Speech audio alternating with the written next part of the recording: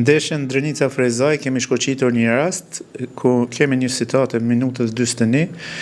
ndërhyrjen e sulmuesin e Drenicës, ku këtu janë plotësuar kriteret për karton të kuq, ku siç e dimi kemi 4 kritere, pra shihet që sulmuesi ka topin në pronësi, loja është në drejtim të portës, ndërhyrja ka ndodhur në një distancë afër 40 metra, numri mbrojtësve afër aksionit nuk kemi, janë larg dhe është e pamundur që ata të arrijnë sulmuesin. Sikurmos të ishte penguar nga lojtari numër 21 i Frezajt,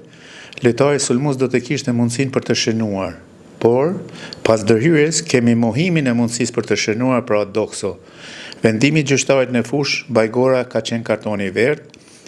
por pas intervenimit të VAR-it dhe rishiqimit të pamjeve në monitor, gjyqtari Bajgora me të drejtë anulon vendimin në fushë, pra kartonin e verdh, dhe ndeshkon mbrojtësin me numër 21 të ekipit Frezajt me karton kuq konform rregullës 12 tek mohimi i mundësisë për të shënuar, ku janë plotësuar 4 kriteret që i ceka më lart.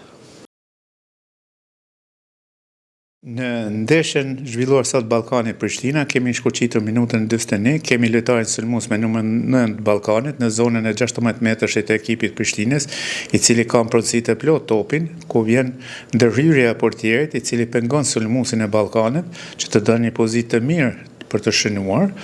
ku më të drejtë gjyqtari Çaka sinjalizon penallti për ekipin e Ballkanit dhe vjen masa disiplinore, kartoni i verdh me të drejtë. Në ndeshjen Llapi-Malisheva kemi në minutën 51 ndërhyrjen e lojtarit me numër 17 të Llapit me këmbë të ngritur në mbrojtësin me numër 5 të Malishevës. Në kohën reale shihet se edhe lojtari me numër 17 ka pasur për qëllim topin, por vjen deri tek kontakti në pjesën e kokës anash, shihet që ka intensitet të urtë, që s'mund të rrezikoj shëndetin e lojtarit, këtë rast lojtarit numër 5 të Malishevës. Këtu shihet që lojtari me numër 17 i Llapit e ka pas situatën dhe përpiqet që ta tërheq këmbën menjëherë, pra të mos të shkaktojë lindime në kokë. Gjyqtari Jashari, pas intervenimit të VAR-it, shkon në monitor për rishikimin e pamjeve